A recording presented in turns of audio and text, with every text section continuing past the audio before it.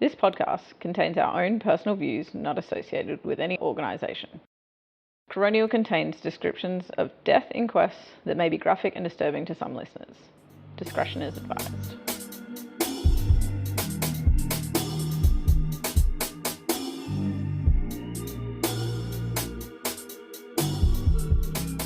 All right, welcome back everyone to Coronial. I'm Georgie. I'm Emma. And I'm Alice.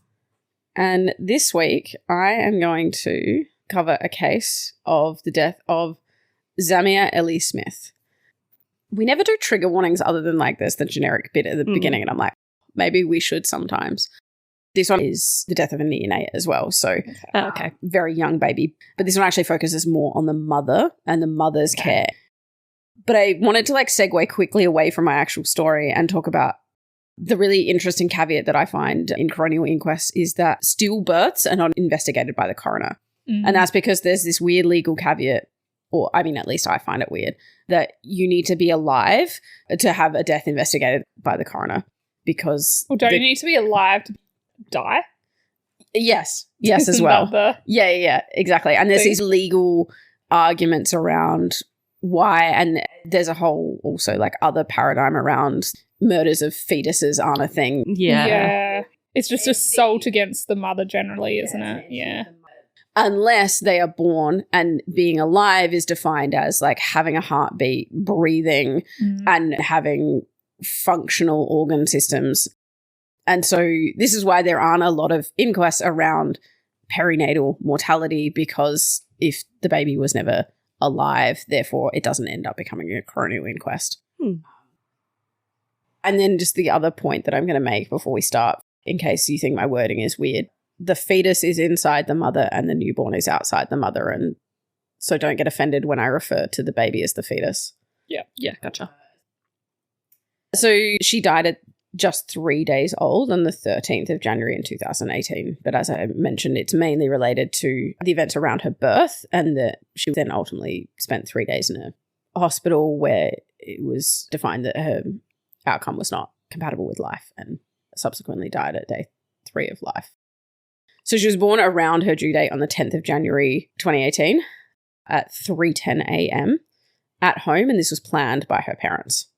The home birth was filmed by her father, and the footage was relied upon as evidence in the coronial inquest. She died of a hypoxic ischemic encephalopathy, which is a brain injury that occurs as a result of a lack of oxygen being provided to the brain. So in addition to this finding, though, the pathologist performing her autopsy found a possible evidence of chorioamnionitis, which could have impacted on her death. So it's otherwise normally shortened in the medical world to chorio, and I'm going to say that because it's easier, is a condition that occurs when there's an early rupture of the amniotic sac, so the membranes is generally what people might sort of more refer to as then their waters break or their membranes break. This then allows bacteria from the vaginal cavity to enter in an upwards direction towards the uterus. The longer period between the membranes rupturing and the birth therefore increases this risk of infection because there's an increased potential for bacteria to traverse that cavity. And so generally, if the rupture of membranes is greater than 18 hours, it's recommended that the mother undergoes an induction at birth to reduce this risk, along with antibiotics can also be given to the mother that then transfer to the baby via the bloodstream. And chorio is known to be a cause of fetal brain damage and death, and hence why it's so important to treat. So the following issues were explored at this inquest: the appropriateness of her home birth, and then whether the care provided by the midwives present was adequate for Zamia's mother. Was this her first pregnancy and labour? So Zamia's mother, this was her third child.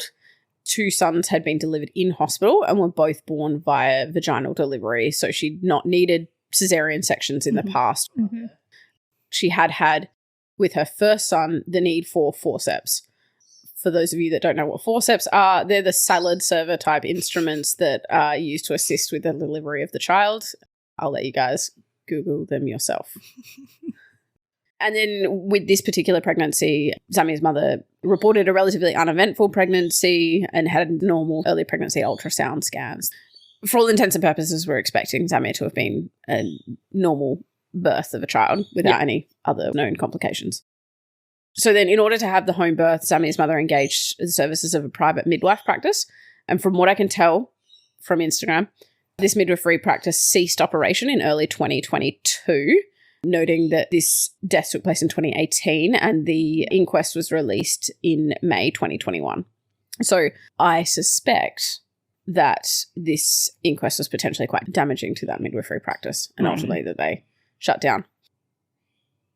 So this midwifery practice that they engaged, there was one primary midwife involved with Zamir's mother's care, and she was a registered midwife at the time, had a master's of midwifery, and was also director of that midwifery practice. This primary midwife provided an initial statement and her medical notes to the coroner 6 months after Zamir's death, and was also present providing evidence at the inquest. These medical notes reported the antenatal care visits, which were pretty unremarkable from what the inquest implied, but it didn't go into a lot of detail about. And then I had the more in-depth information about the home birth that essentially reported that the home birth was without signs of fetal distress, and then that when Zamir was born, she was unexpectedly flat and unresponsive, and hence appropriate resuscitation efforts were provided prior to paramedics' arrival and then her transfer to hospital. Unexpectedly flat, did you say? Flat, sorry, that is a not uncommon term to be used in births I of imagine, neonates. like, does it mean she's flat? As in, like, she wasn't moving or does much, it mean she wasn't crying yeah. much. You know, when like it's more of that affect look of like someone Right. looks flat. Yeah. So basically the baby was unresponsive, not moving, didn't have good muscle tone like you would expect for a live human being to have. When baby's normally born, they'll have like facial expression, they'll have muscle tone, you know, they will ideally eventually cry. None of those normal things happened, which was, according to the medical notes, unexpected for them. Mm-hmm. Yeah, right. They were expecting a totally normal birth and Yeah. normal healthy baby to come out. We'll come to that about what they were probably actually expecting. Mm. But the medical notes imply they should have expected a normal delivery. Yep. This midwife had been booked by Zamir's mother from June 2017, so fairly early into the pregnancy, given that the baby was then born in January.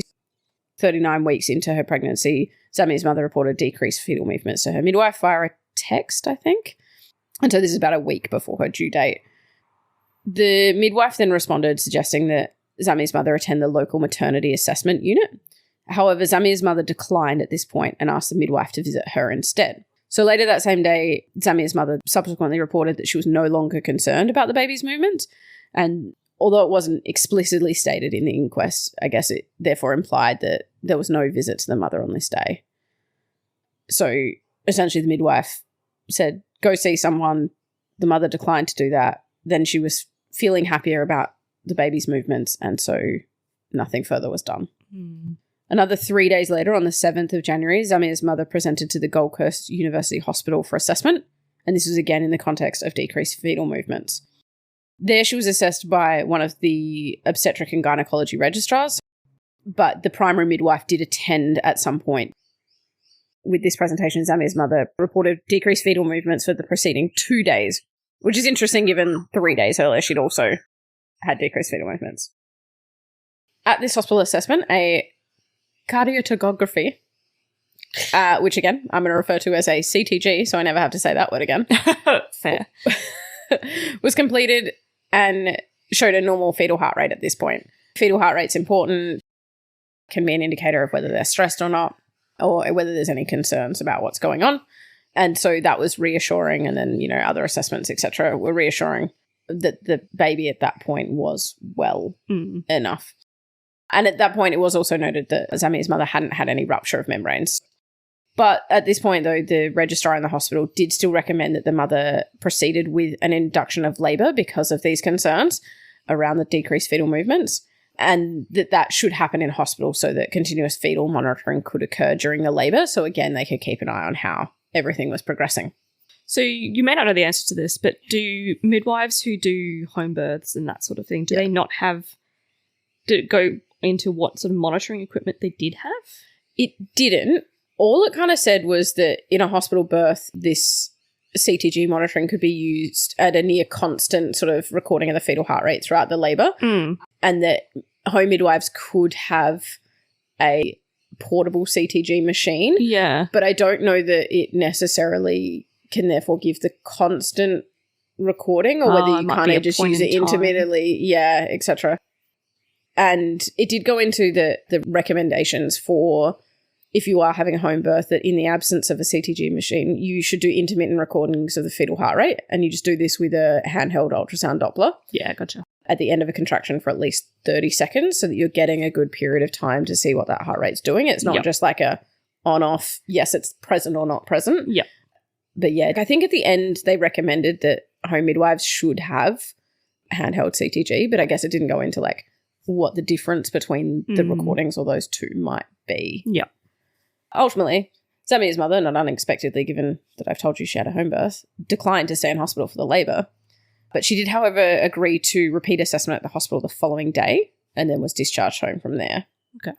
So in the inquest, the midwife claimed that during this assessment, the hospital doctor had stated that if there were ongoing good fetal movements, that a home birth would remain an option for Zamia's mother, which the coroner rejected as a claim and stated that that was actually the midwife's opinion, not the hospital doctor's.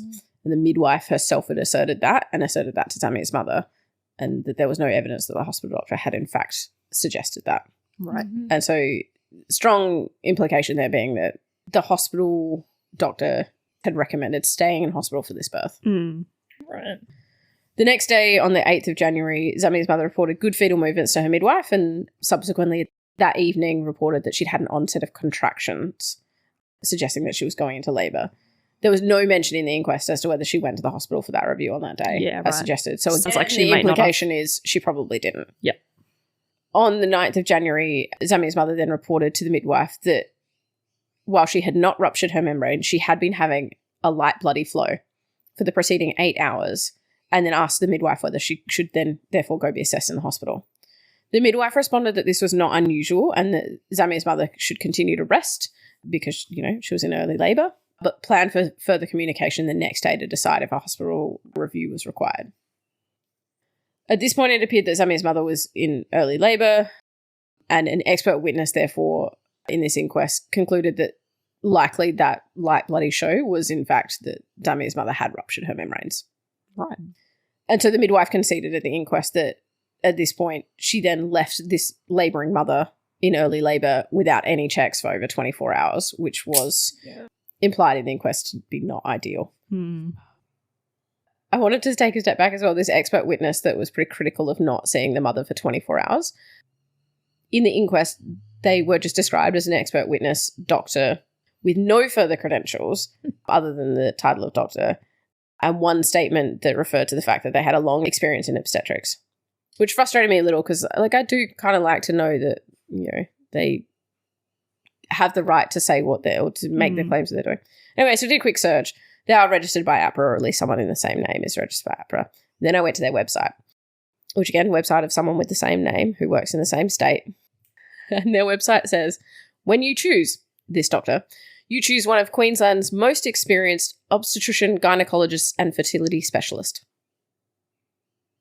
And I'm like, that doesn't grammatically make any sense to me either. I'm like, excellent. Cool. So that's the expert witness. Along with that, the expert witness also noticed that there were inconsistencies about the time and duration of Zamia's mother's rupture of membranes, which is a normal standard thing to record for deliveries because, as I mentioned, the concerns about choreo and risks of infection with longer duration. So you really want to know what that duration actually was. So the expert witness found from the midwifery notes that the birth stated the rupture of membranes had been for 6 hours and 54 minutes prior to Zamia's birth, which, given she was born at like 3:10 in the morning, makes it, I don't know, something like 9-ish in the evening before. This statement is consistent with the note that recorded when there was an examination that no membranes were felt at 10:46 on the 9th of January, some 5 hours before the birth.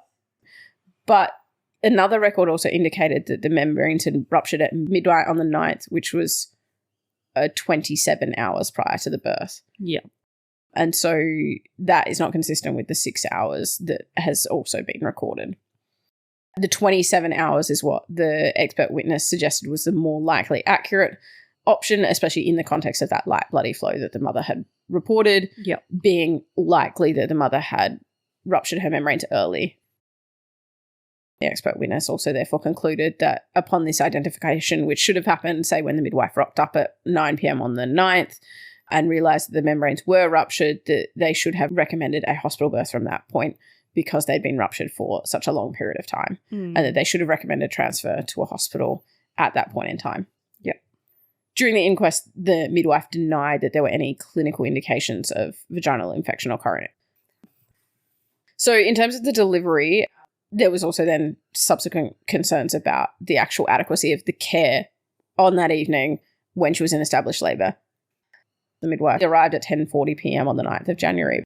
Once she arrived, she then phoned for the attendance of another midwife. And this is not uncommon when you have a delivery that there needs to be at least 2 people there. Once the baby is born, 2 humans are there. There should be one caring for each of them. Yeah, that makes or the sense. ability to do that. And so that is not uncommon for them to call in a secondary. So that isn't like a risk that there was a concern or anything. That's just normal practice. But this midwife then arrived, like half an hour later. And in this time that the first midwife was there, I'm going to refer to primary and secondary midwife just so you know which one's which. The primary midwife was just setting up, getting things ready. Secondary midwife arrives and double checks everything as well. And at this point, the mother was still in early labour. Getting back, I don't think I mentioned anything about the secondary midwife, but she was from the same private midwifery practice. She was also a registered midwife with experience of many deliveries and all that kind of thing. So then I'm going to go into like short time periods. So apologies for it being broken down into very short time segments. And this is going based on the expert witness who reviewed the video footage of the birth provided by the father. So the expert witness gave evidence that when they first reviewed the records of the midwives in comparison to the video, they were quite confused. They explained that this was because there appeared to be discrepancies between the fetal heart rate recorded in the medical records and the home birth video.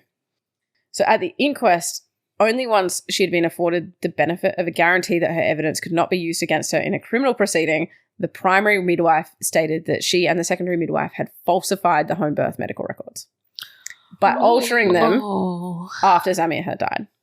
Oh, no. And altering them as in like adding stuff in or just changing the... A bit of both. Right. Like, we were meant to be doing a heart rate every 30 minutes, probably less than that, but like every 10 minutes, but we didn't do that, so we just added some more in. Yeah. Oof. And then where there were ones that weren't quite ideal, we adjusted them a little bit. Oh, my God. And this was in order to make their actions in relation to Samir's birth look better, as a quote out of the inquest. Yep. The secondary midwife agreed that the records had been altered, but said that she was unable to recall whether it was her or the primary midwife who had made the computer entries which altered the record. So the secondary midwife is essentially saying, yes, there was change, but I can't tell you how that happened. I think... Yeah. I feel like you would remember that. I feel like that would be a pretty pivotal moment in your life. Yeah. But this was an inquest happening 3 years later. I don't know. I still think you'd remember if you Yeah. were committing some sort of almost fraudulent act. It's not almost fraudulent. It is fraudulent. Yeah. You'd remember doing that. Like it's an intentionally fraudulent act as well. Yeah. Like she intentionally Did it. doctored Yeah. the records. Well, that's the thing, right? She's not necessarily agreeing to that intent. It's only the primary midwife that agreed that there was intent to change them to make it look better. The secondary midwife was not nearly as agreeable. if she was the more senior one, then They were probably about as senior as each other, I think. okay. Yeah. There also wasn't that kind of dynamic, or there was no explanation like there was a power dynamic between the two that meant Right. that one was coercing the other or anything like that. In the inquest, at least, it doesn't say anything about that. Yeah, but there was collusion, obviously. Allegedly to one of them. Like one of them agrees to collusion, the other does not. Yeah. Somebody lying. Yeah. Well, Well, they I mean, both are. They both were lying up until The they were inquest. afforded the opportunity to not be liable criminally for what they said in this inquest. Mhm. So, as I said, the midwife arrived at 10:40. So the first lot of medical records say that in that subsequent hour after she arrived, the fetal heart rate was recorded 4 times, and that these were all normal on all those occasions at a rate of 145 to 150, which is how fast a fetus's heart rate should go. So for relevant other numbers, an adult heart rate's going to go like 60 to 100, babies do run a little faster. Mm-hmm. Zamir's mother was then placed in a pool. I assume they had some sort of home birth pool from 12:05 to 12:40, and there was 4 subsequent records of the heart rate, again, all relatively normal, around 127 to 140. At 1 a.m., the mother was then moved to her bed, at which point the fetal heart rate was around 130. By 122, the fetal heart rate, again, was still normal, and the medical records recorded that the midwives had a rest at this point, I guess, along with the mother somewhat. The expert witness, from their review of the video, at this point, they felt that Zamir's mother was probably in active labour when they all suddenly went off and had a rest, at which point the expert witness was critical that the midwife should have been taking a fetal heart rate every 15 minutes, but between 122 and 250, a subsequent 90 minutes later, there'd not been a single fetal heart rate recording. Wow. And was that one of the things that was falsified in the records, that they said they did do heart rates at that time? Or no, they didn't bother to fill that in? No, there was just no record of, they just went off to have a rest. And I guess, the medical record was implying like she wasn't in active established labour in that sense, that she was still in that sort of early labour phase. It was then at 250 that the mother reported that she could feel the head, that the midwives were like, oh yeah, let's crack on. So another examination happened at that point where they found that the cervix was almost fully dilated and that the fetal heart rate was normal over another 4 measurements across that next half an hour.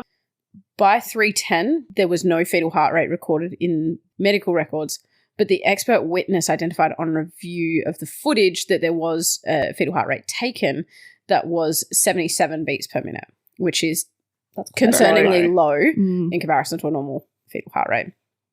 And it was from this point forward that the expert witness concluded that the fetal heart rate was probably abnormal from this point on, and that continuous monitoring should have been happening from that point. And at this point, paramedics should have been called as well because of that. Now, I wanted to do some little interactive things. The expert witness essentially said, when you work in this industry and you're listening to these heart rates all day, every day, and the midwives should just be able to recognize it from the moment that monitor goes on, how fast that heart rate is. We talked about a lot of the measurements were around 140. So this is approximately what a normal heart rate should sound like.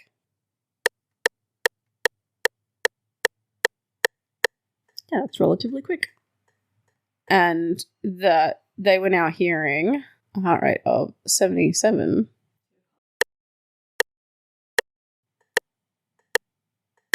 Yeah, it is immediately obvious that that is a lot slower. Yeah, and that they should have been able to pick that up. Yeah. Then, according to the medical records, between 3:12 and 3:21, there were another 5 fetal heart rates recorded. The medical record said that they were all normal.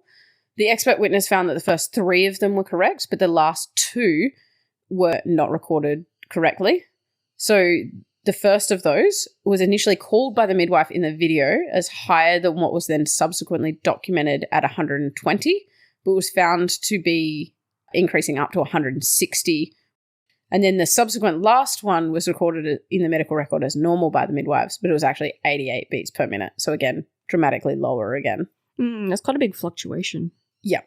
In the inquest, there's a really good graphic representation of this last half an hour before Zamir was born, and you can see the trend line of what they have doctored. And it looks really normal. It sits in this nice band that should be a fairly normal heart rate. And then you see what the expert witness has plotted, and they go up and down, up and down, up and down, and look very abnormal in comparison. Yeah. And so you can see the real intent there in terms of how different those numbers are. Yep. At 3:22, another fetal heart rate was recorded as 140, but when the expert witness listened to it, it was running at 200 beats per minute. So again, we'll play this game. So how you could mistakenly call it at that rate. And then there was a subsequent heart rate recorded in the medical records that was entirely falsified and never had been recorded. They just never even took the heart rate. Never even took the heart rate, yeah. Then 5 minutes later, there were more fetal heart rates.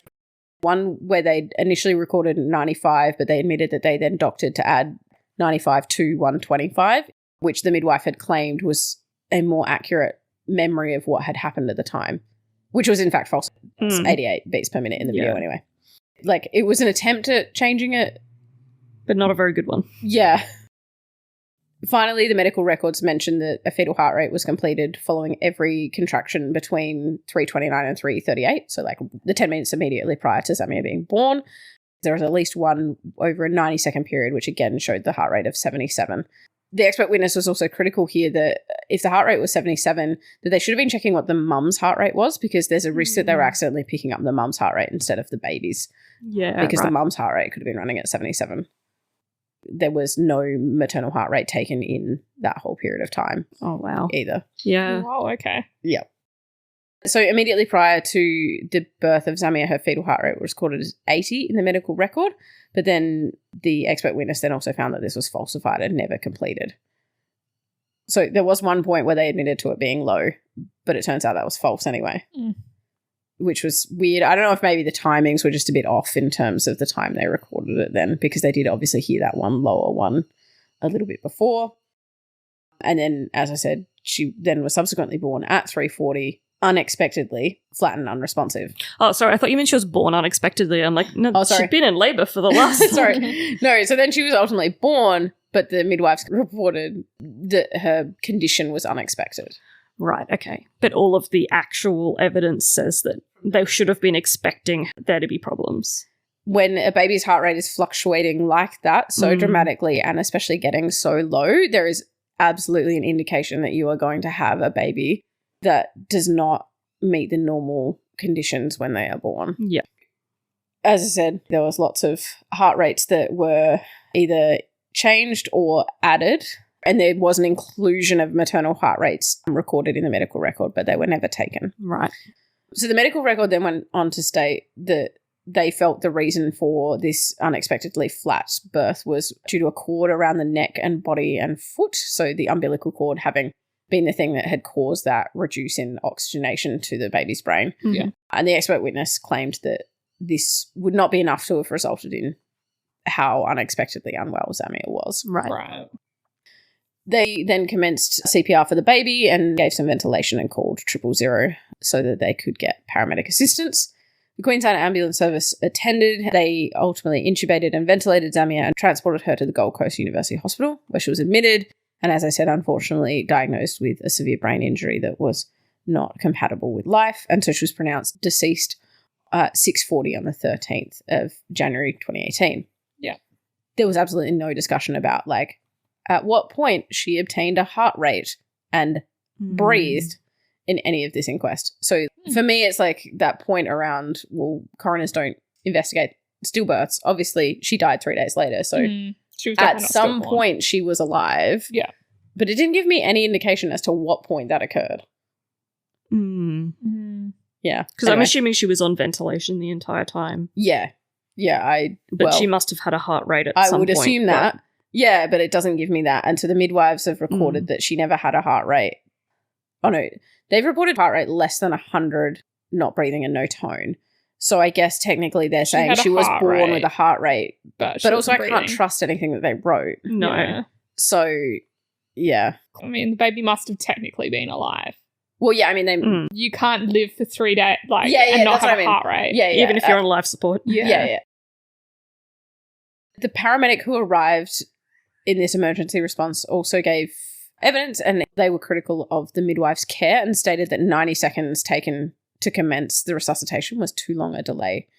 Additionally, the expert witness, when reviewing the video, also suggested that there was not significant chest rise and fall witnessed to suggest that the ventilation in the resuscitation efforts that they were providing was at all effective either. Right. Does it talk about when the video stopped? Like, I'm just wondering at what point the father was stopped like, recording. Ooh. No, it doesn't. Because, like, clearly he was still recording when they were starting CPR. Yeah, fair. Yeah, I don't know. It didn't actually say, I guess. So hence, ultimately, the expert witness concluded it was most likely that Zamia died from chorio due to the rupture of membranes occurring so much earlier than the actual delivery, more than 18 hours, due to the lack of transfer to the hospital and the consequent lack of medical treatment during labour. Finally, the expert witness stated, and I quote, that there are no medical benefits of a home birth to a mother or the unborn child. A home birth poses medical risks to both mother and baby. Would never recommend a home birth. The interests of the unborn child are best met in hospital. And midwives are often birth children in hospitals, but if there are concerns, then they can be addressed by the neonatologist team. I found that statement pretty harsh. Like, I don't think that you could say that there's no benefit. They've justified it with there's no medical benefit. Yeah. But I'm like, I think that there are still potentially benefits. Psychological benefits. Yeah. Particularly. And they didn't go into any of the reasoning behind why this family wanted the home birth and what that, because I know, like, if you've had previous children, there can be traumas that have happened in hospitals that might be indications for why you want to have it at home, all that kind of thing. They didn't go into any of that detail. And the fact that she'd had 2 relatively normal deliveries beforehand, so it's not like she had a really complicated delivery in hospital and then chose to do a home birth. Yeah. There needs to be some give and take, and it's not like, you know, I'm advocating for people to have home births either, because there are known risks such as this as an example, but I don't think that you can say that there's absolutely no way that anyone should ever have a home birth. That there are absolutely no benefits to it, because there would be. Yeah. Other than that one expert witness, which essentially provided majority of this whole inquest's information, there was another 2 expert witnesses that were called. The first was the National President of Midwives Australia, who provided review. And I really enjoyed this one because they initially felt from the home birth footage that the midwives monitoring the fetal heart rate was in accordance with the guidelines for the second stage, or like more active pushing part of the labour, and that the priority was initially on Zamia, and so hence it was appropriate to have not called an ambulance between 3:10 and 3:40 because they were managing that it was appropriate to then wait once Zamia was in fact born. However, this witness backtracked hard after hearing the evidence of the primary midwife stating that they had falsified records. And then no longer maintained any of these points and went on to state that a home birth was not a good option for Zamia's mother. But also, like, it makes sense because when you're just assessing it based on those medical records that say that the heart rate was essentially normal. No. She looked at the footage. Oh, okay. She looked at the home birth footage and still backed the midwives up. Right. And then after they said, no, we falsified records, she was like, no, I'm not on board. Yeah. Anyway, that's what was in the inquest, the way it read to me. Right. So I was just like, oh, okay. But yeah, it seemed like a total backtrack. And like, I get your want to like back up your fellow colleagues and want to assume that they are doing the best. Yep. But there was then no other like critical thinking around like, this doesn't seem, and like surely that National President of Midwives Australia could have also heard the heart rates and been like, this doesn't seem right, like the expert witness was. In addition to this, there was the expert witness from the Queensland Ambulance Service. His opinion was that if the Queensland Ambulance Service had been called sooner, that assistance would have only been of benefit as a result of extra hands and the expertise that they have to help in these difficult situations. And this expert witness felt that the paramedics would have been able to carry out more effective resuscitation of Zamia due to the equipment that they have and their training. Yep. Now, I guess it's hard to tell where that comment is in terms of, is that direct to this situation specifically where the midwives weren't providing good, effective resuscitation, or whether that's a generalized statement. Because I'm like, for me, I would have thought that they should be at least equivalent. If not, maybe midwives might actually be better because they're trained to do something in that situation. Very specific. Specifically, more commonly, ideally they're not doing it that often, but, you know, it's something they're exposed to. And I would have thought a paramedic, that would be something that they're probably fairly rarely exposed to. So I don't think that I could necessarily get on board with him saying that they would always be able to provide more effective. Is he just talking about more that like the paramedics were able to intubate the baby, whereas the midwives didn't have that equipment? So like in that case, the statement was not only could they therefore intubate the baby, but that they could provide more effective resuscitation. And I'm like, is that as a result of being intubated or not? Yeah, fair. Yeah. Fair. Because you do have a better airway. Yeah.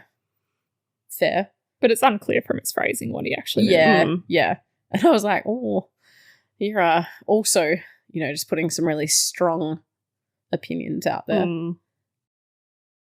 So ultimately the recommendations, basically the coroner can't make any recommendations about the guilt of a person with regards to an offence or something that they may be civilly liable for. And so the coroner made a strong point of reminding us in the inquest, but could recommend information if there was concerns about committing an offence to the Director of the Public Prosecutions. But then didn't actually go on to say if she had actually done anything with regards to these midwives in terms of that recommendation.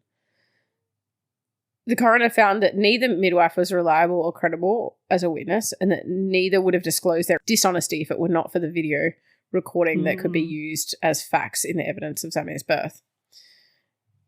The coroner found that the primary midwife should have refused to have performed the home birth for Zamia's mother in the first place due to the known recommendations to have an induced labour in hospital, and that because they should have identified the risks of chorea. That the ambulance should have been called earlier at that 3:10 point when the heart rate began dropping, and that ultimately this therefore meant that Zamia's death was in fact preventable due to all these things. And that the resuscitation efforts were unlikely to have made a difference, so whether they were started earlier, whether they were more effective, because the damage had already occurred prior to her birth, rather than as an outcome following her birth.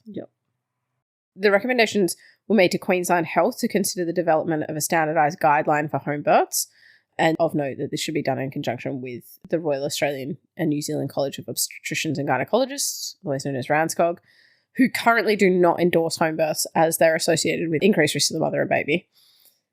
Interestingly, Zamia's father submitted that consideration should be given to passing laws which require births to take place only in hospitals. Oh, wow.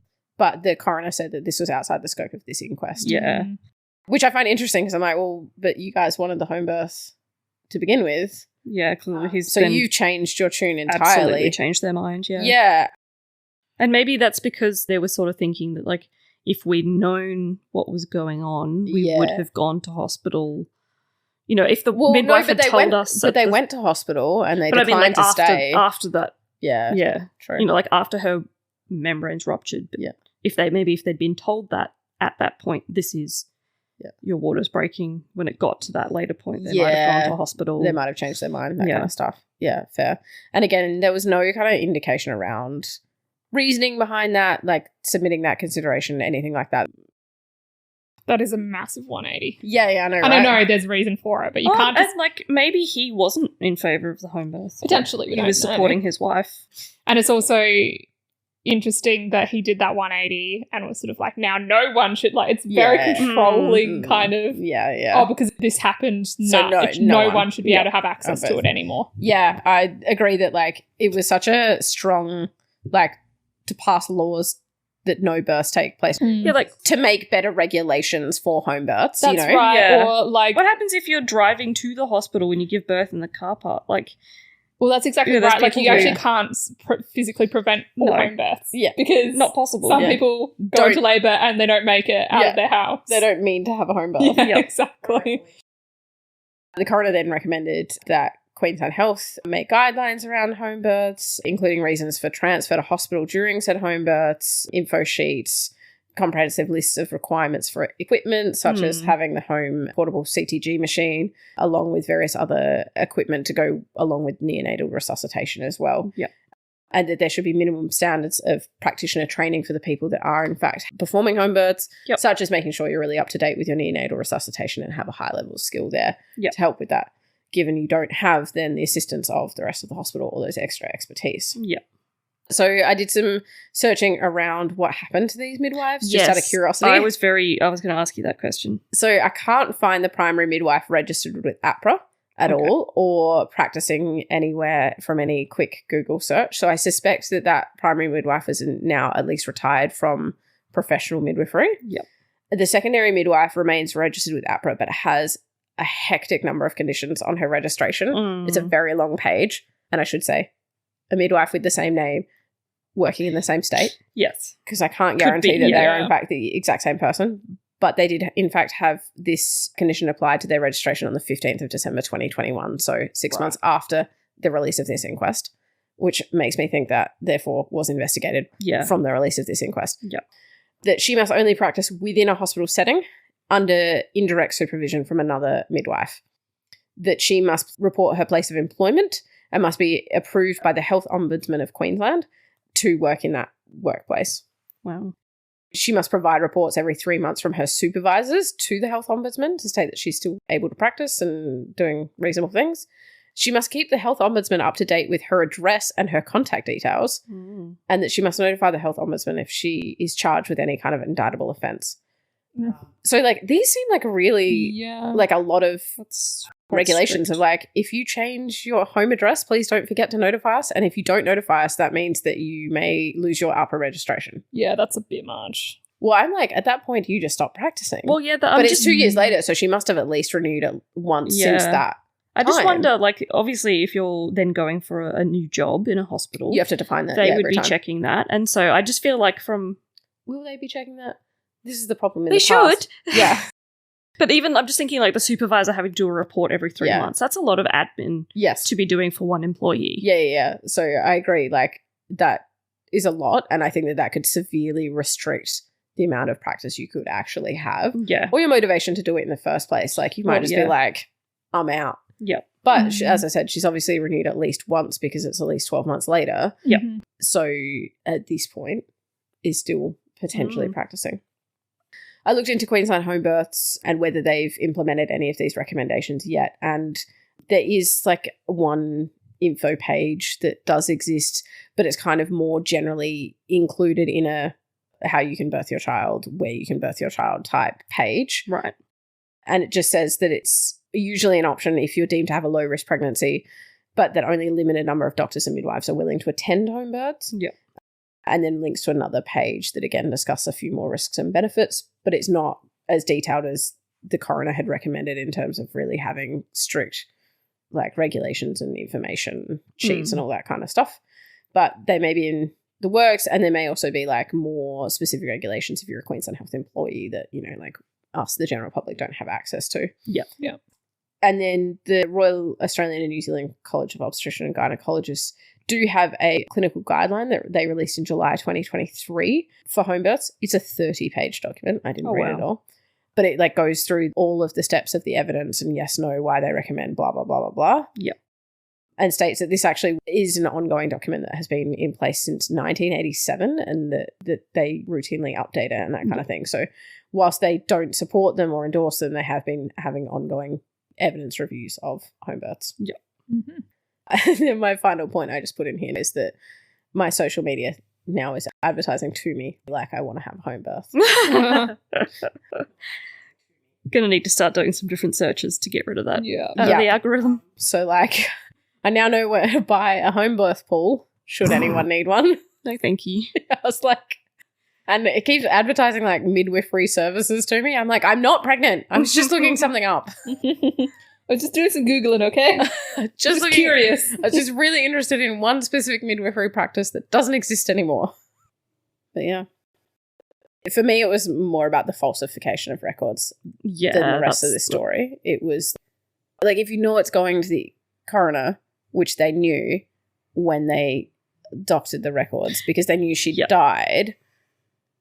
Maybe they just didn't think they would use the video footage, or maybe they'd forgotten that there was footage being taken. And I guess that's the answer, right? But that doesn't make it okay. No, definitely not. But it gives a reason why they would do it, even though there's going to be an inquest. Okay, I get that they were concerned about themselves and their reputation and what it was going to do to them, but it takes away the advantage of gaining that information for that family to know what happened. It is a very selfish thing to do. And to know why, and then to make that improvement. Yeah, okay, maybe. People are selfish and self-protecting. Yeah, and it potentially did ruin one of their careers. So, like, I get that. Yeah, I do it too. Makes me sad. It's you've worked your whole life for this career and you fucked up. Yeah, and now it could damage your whole career, damage everything. But like, I'm not saying it shouldn't, but I can understand the motive behind doing it. But would it have damaged their career as badly if they'd not lied? No. And that's the thing, like, because I think APRA, if they had said at the very outset, we maybe didn't manage this as well as we could have. Mm-hmm. Do we think it would have been referred to APRA? Do we think that APRA would have I think they probably would have still have reviewed it, but they may not have put conditions or as many. Like, versus if you then already take the steps to like better your practice and do that. Oh, it may not have ruined her career if she hadn't have lied about it. Yeah. Yeah. And so that lying is not necessarily the better option, especially when you could get caught out. But then it also leaves all these other open questions of like, well, how many other births that didn't get recorded have had this happen and all that kind of stuff. Or just any adverse. Yeah. Not necessarily a death, but any sort of complications. And it puts such a bad light on the whole medical industry. And so it would be nice if we had professionals working in these kinds of industries that weren't. Yeah, that could uphold that trust that people place in them. Yeah. Yeah. Just take accountability when things go wrong. Like, it's the thing that really I don't understand. Like, everyone knows that we all make mistakes. Yeah. Like, we all mess up. It's part of humanity and being human. We all fuck up. It's just about how you deal with It's that. a job where there's going to be, like, significant stresses. It was 3 a.m. There was some evidence that one of them was probably a little bit sleep deprived as well. Yep. But that may not have necessarily been work related, as you know, it was just the fact that it was a birth at 3 a.m. and she was coming as the secondary midwife. Yeah.